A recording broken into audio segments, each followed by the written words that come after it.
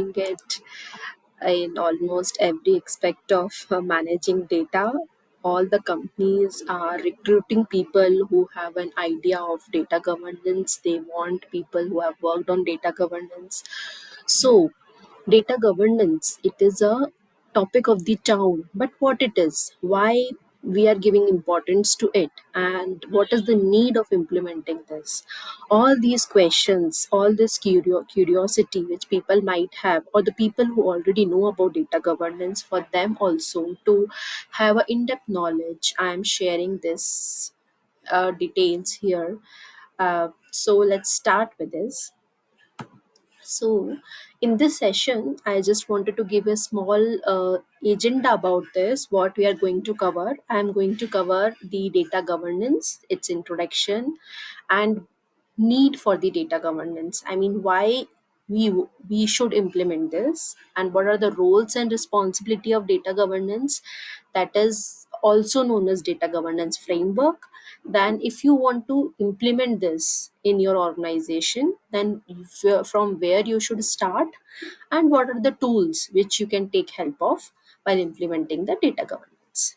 So to start with the definition of data governance, in a very short and simple terms, we can say to bring data under control and keep it secure and consistent is what is data governance.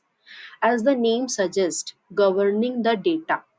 So I have lot of data, but if that data is not governed, it is not in its proper form or format, or it is not governed or run by some rules, then I cannot use that data to drive the insight from it. It is like useless for me. Okay, so to make it more useful, to make it relevant, we use the concept of data governance. Now, as I said, data governance. So, what it consists of? It consists of rules, it consists of processes, it consists of accountability or people. Okay, so data governance is a very big word or a big umbrella, but we can always segregate it into different parts. The rules, what we define to govern the data, like what processes, what procedure a data should follow, like from a start to end data cycle, from the when the data got created and when the data get published or discard. In that entire data cycle, a data should follow some processes, and who will be accountable or responsible for that particular data, that everything gets covered into the data governance, from rules to processes to accountability. Now, the question comes, why we need data governance. So the answer is here. Data governance is combine of multiple things. So to start with, let's say data security. So if we have a huge amount of data and there are lot many sources from the data is coming, and even more source or even more destination where data is getting consumed, there are many users who are consuming, many processes, many technology are consuming the data. So there are always chances of data breach, of misusing the data.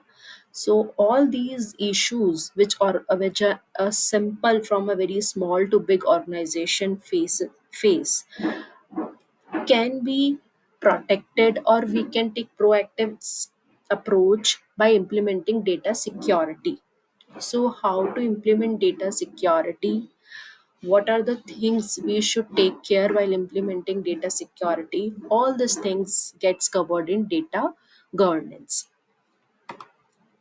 Coming to the data compliance, since the data is circulating across boundaries, the data is traveling international boundaries, we have exchange every day.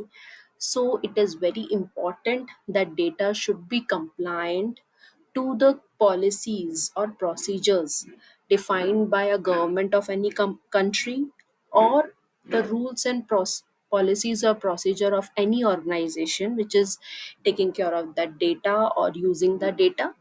So there are many penalties, huge penalties, which an organization might incur if they are not compliant to the policies. For example, GDPR, General Data Protection Regulation. It is Europe's policy where if we are having data in the European region, then we should compliant of that. Companies which are breaching those policies or procedure have to pay huge penalties. So data governance will take care of this.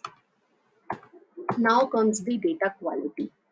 So, to have a complete and accurate data is what we need to drive the data driven decisions or to drive the analytics. If we don't have complete data, if we have duplicate data, if we have like not accurate data, then all the insights which we derive from the data won't give us 100% good results. So data quality is one of the another aspect of data governance. While implementing data governance, we see how to improve the data quality, how to measure the data quality, and how to reach the aspired level of the data quality. Coming to the next, remove the data silos. Data silos means in an organization there are multiple departments which are using data. For example, if a pre-sales or sales department is using a consumer data, then that data might not be visible to any other department. It might be visible to operational department, might not be visible to the development department, and anything. This is just an example. So the data is not transparent, the data is not flowing across the organization in a consistent way.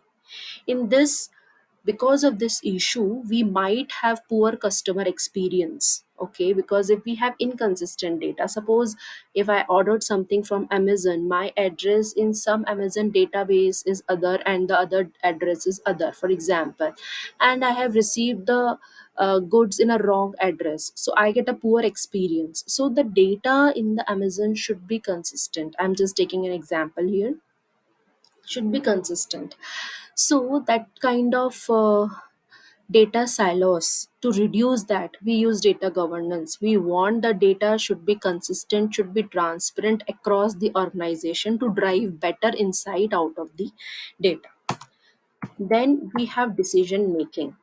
So these days we all talk about artificial intelligence, machine learning, or different BI tools, Power BI or any other, including Tableau or any other, ClickSense, any other tool.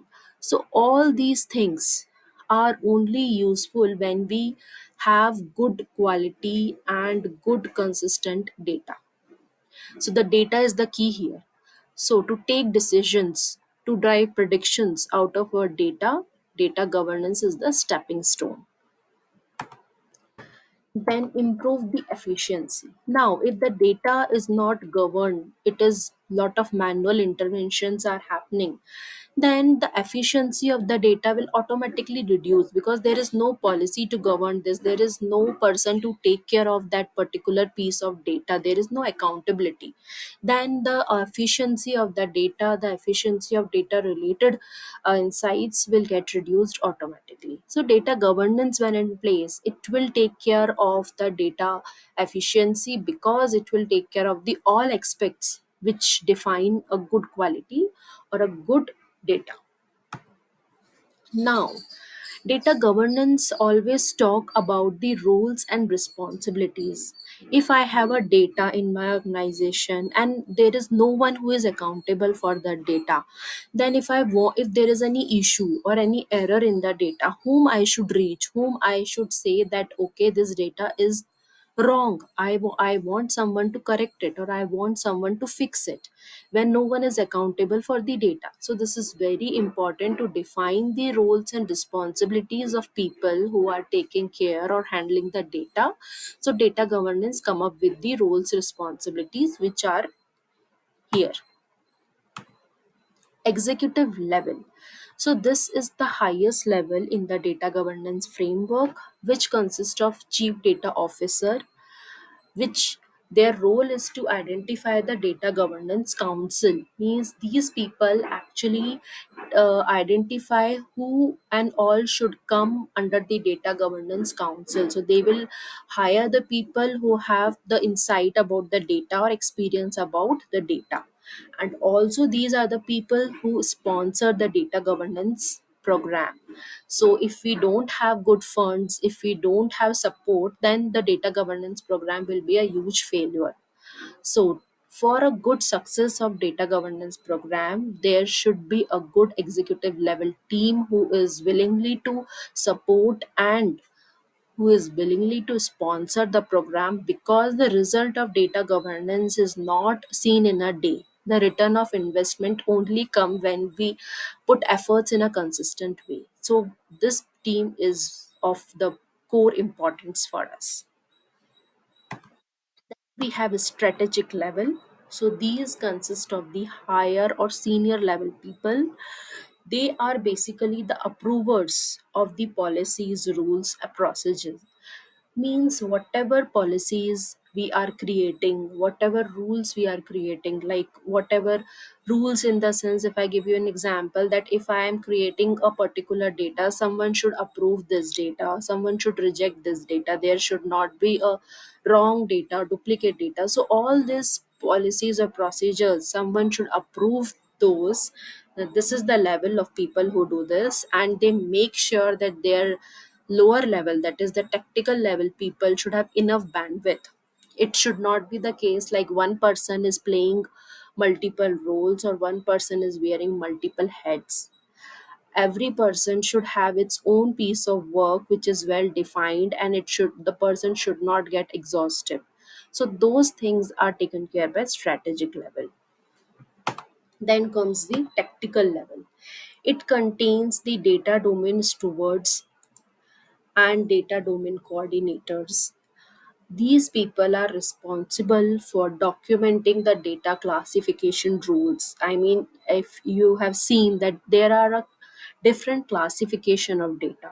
There is very private data, there is a public data, there is sensitive data. So there are different type of classification. So these people are responsible for classification, creating classification rules, creating compliances, business rules. So all these rules these person create, and if there is some issue in the data, then these person are responsible to escalate that issue to the higher level. Then comes the operational level. These operational level people, as its name suggests, they are the data definer. They create the data, they update the data, they retire the data, they produce the data. So they they are the person who define the data which is used in the organization. They also consist of data stewards. Then we have the support level. So the data governance program, as I said, it's a big huge program and it needs support from different other from different other departments. For example, data governance officer or admin. So these are the architect of the data governance program. Architect means they will design the format in which the data program should execute. Then we have data governance partner, like we have IT people who deals with the security of data. Then we have project managers, which their main focus is the data governance program should execute smoothly. There should not be any resource issue or any timeline issue. Then we have regulatory and compliance team who are the experts of regulations. Then we have audit and legal team who take cares of all the legal aspects of the data, and they do frequent audit to check the data quality and security, etc. Then we have corporate communication team which communicate, keep everyone informed about the different initiatives of the data governance. And at the end we have the HR team, data governance working team. This is the team which is responsible for the data definition, They improve the data production, they protect the data, they classify the data, and at the end, they are the people who improve the data usage and its rules, data usage and understanding of the rules. Then, if you want to start the data governance, now this is all things we understood about the data governance, that okay, data governance is not a small thing, it consists of various things, and why we need, because of the security reason, because of data silos, and any all the other normal organization problems. Now, if you want to start, from where you will start? You will start by identifying the data governance leadership scope. You should appoint a person, maybe your chief data officer or some higher level person, who will appoint data governance experts. Those people, they will monitor the entire process and they will define the scope. I mean, what is your scope, in which area you want to start? If I have different departments in my organization, like I have market and sales, I have finance department, I have HR department, so from which department I am starting the data governance, and from which department I will finish the data governance, what are my priorities, how I will start, which data I should pick first, where is the more problem, who will do the data assessment, how we will measure the present state of data, and how to reach the aspired state of data. All this scope will get defined here in this starting level.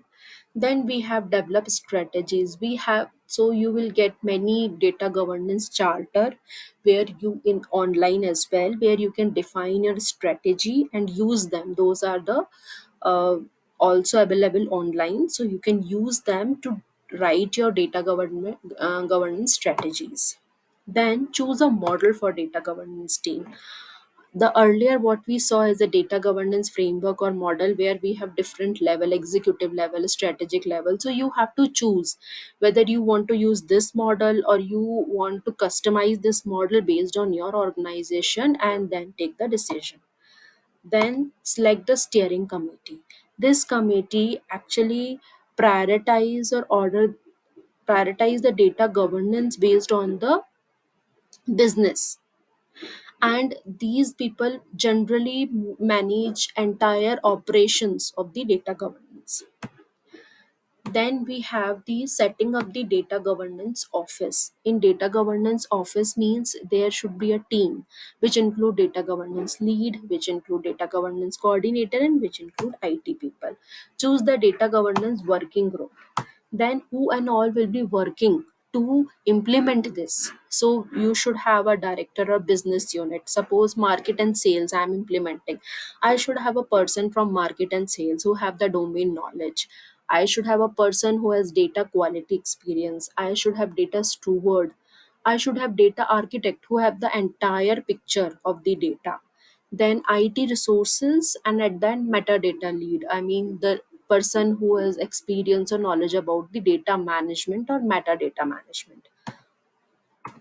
Then we have data governance support team. This includes data owners, like who own the data, if it is a market and sales data, so which data is belong to the market people, which data is belongs to pre-sales, which data belongs to sale data owners. We have the data stewards, who are the basic like very core resources who actually work. Then data architect, then data modular who works on data modeling part, and then analyst who work on BI and AI reports.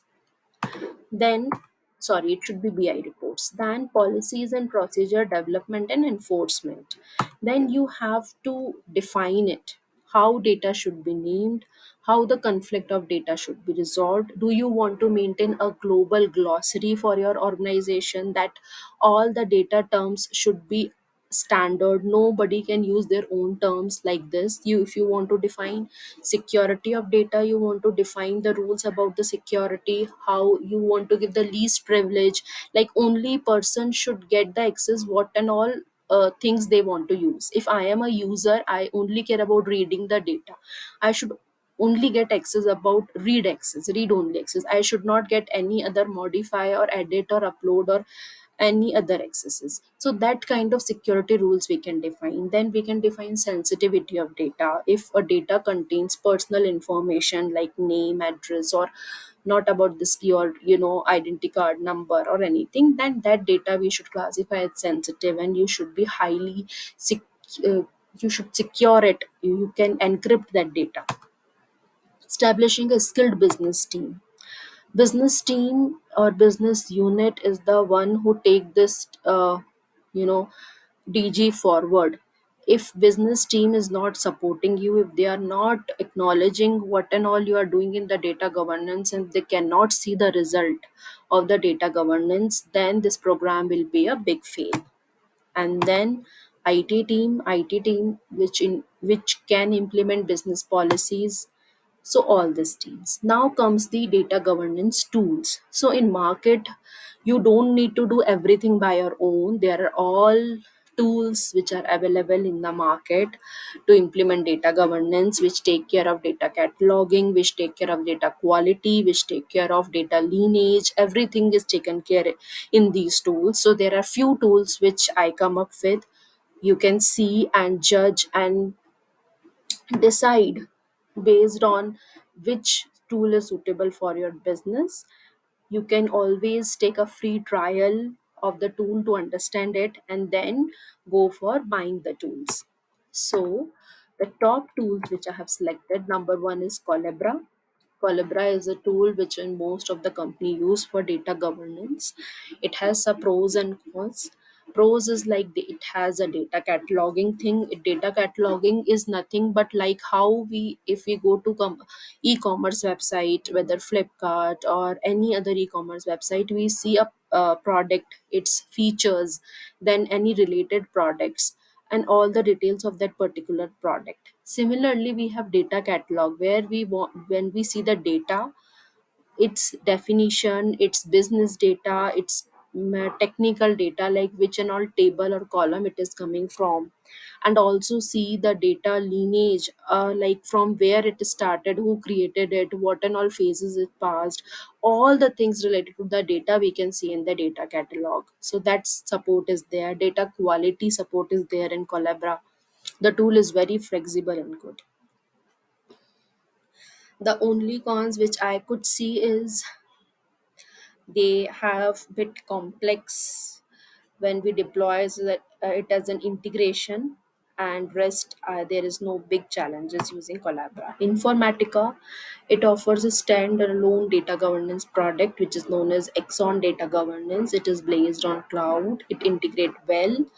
The only thing which is there, it is not easy to integrate with other than Informatica, so you have to do a bit research about that. Then Talent, the tool is Unified Data Fabric, and this is also they have free open source version of this product which you can try. And their technical support is what I found is not good, but these and all based on my research, there might be, they might have improved everything, and you have to do bit research on this before choosing. This is something which I am telling based on my knowledge.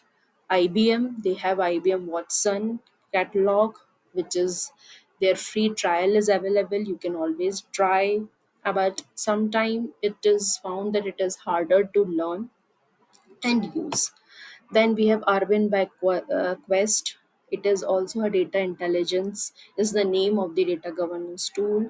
It is cheaper, that is one of the pros, having additional feature, but their interface is not that good to use. ASG technology, these is including, this is having thousands of customer including banking, and their product is data intelligence. That is the name of the product. They do have a free trial. Okay, but the only con which I can see is it is made for purely IT guy, and business people cannot much relate to it. SAP, they have this SAP Master Data Governance. This is also on cloud. They do have free trial and demos. The only cons which I can see, it is the interface is quite tricky, and you need to have training to use this. So here is the end of this session. I hope some of the information it might be useful for you. And if you need more details about data governance and more understanding, it is a pretty interesting topic. I would suggest to leave your comments and your views. It will be helpful for me. And take care. Thank you. See you. Bye bye.